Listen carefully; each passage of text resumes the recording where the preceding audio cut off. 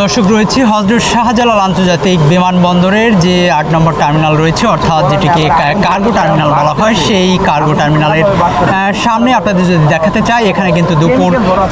1:45 নাগাদ এই হজরত শাহজালাল আন্তর্জাতিক বিমানবন্দরের যেই কার্গো টার্মিনালটি রয়েছে, এখানে কিন্তু অগ্নিকাণ্ডের ঘটনা ঘটে এবং এই অগ্নিকাণ্ড কিন্তু ঘটার পরেই কিন্তু মুহূর্তেই আশপাশের যে সকল টার্মিনালগুলোর গেটগুলো রয়েছে সেখানে কিন্তু ছড়িয়ে পড়ে। এরপরেই কিন্তু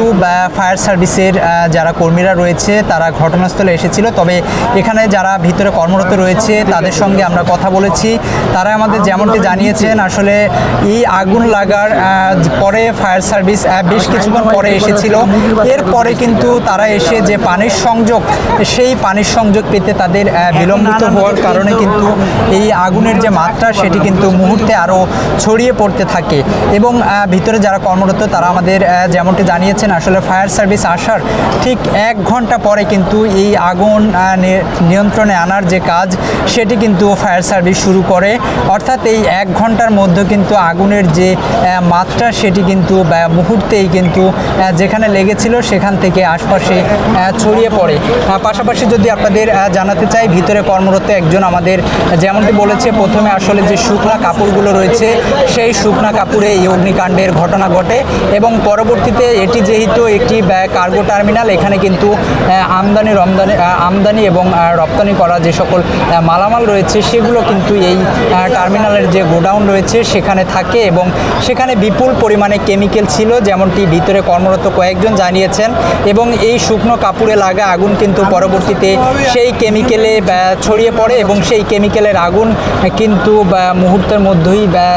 ধরে যায় এবং এখন পর্যন্ত আপনাদের যেটি দেখাচ্ছিলাম যে 3 ঘন্টা অতিক্রম হওয়ার পরেও এখন পর্যন্ত ফায়ার সার্ভিসের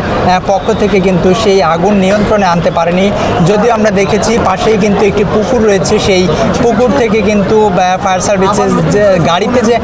সার্ভিসের গাড়িতে যে পানি আনা হয়েছিল সেগুলো শেষ হওয়ার পরেই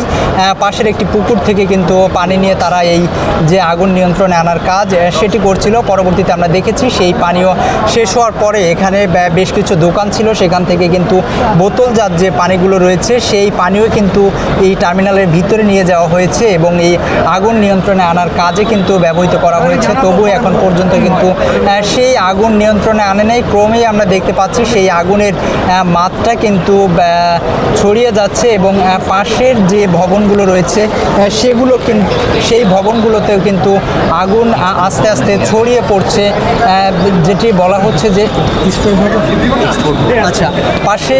একটি এই কার্গো টার্মিনালের পাশেই কিন্তু এক্সপোর্ট ভবন রয়েছে। এই মুহূর্তে আপনাদের যদি দেখাতে চাই, সেই এক্সপোর্ট ভবনের দিকে কিন্তু আগুন ছড়িয়ে পড়ছে এবং কিছুতেই কিন্তু এই আগুন নিয়ন্ত্রণে আনতে পারছে না, যেহেতু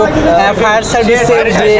পানির ব্যবস্থা আসলে সেটি কিন্তু এর মধ্যে শেষ হয়ে গেছে এবং ফায়ার সার্ভিসের বেশ কয়েকটি ইউনিট কিন্তু এই আগুন নিয়ন্ত্রণে আনার জন্য এরই মধ্যে এই এয়ারপোর্টে কিন্তু রওনা করেছে। সিভিল মিশনে নিজস্ব সার্ভিসের লোক থাকা সত্ত্বেও নিজস্ব ফায়ার সার্ভিসের পরিবহন ছিল, ওদের আলাদা ফায়ার সার্ভিস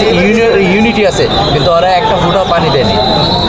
এখানে যারা ব্যবসায়ীরা রয়েছে তারা আমাদের যেমনটি জানিয়েছিল আসলে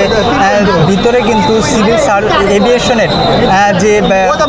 অগ্নি নির্বাপক করার জন্য তাদের কিন্তু নিজস্ব পানির ব্যবস্থা ছিল, সেটি কিন্তু তারা ফায়ার সার্ভিসকে সহায়তা করে নেই বা তারা কিন্তু এই অগ্নি নির্বাপকের যে কাজে প্রথম পর্যায়ে কিন্তু তারা এগিয়ে আসেনি। এমনকি এখানে যারা রয়েছেন ব্যবসায়ী তারা কিন্তু অভিযোগ করছিল।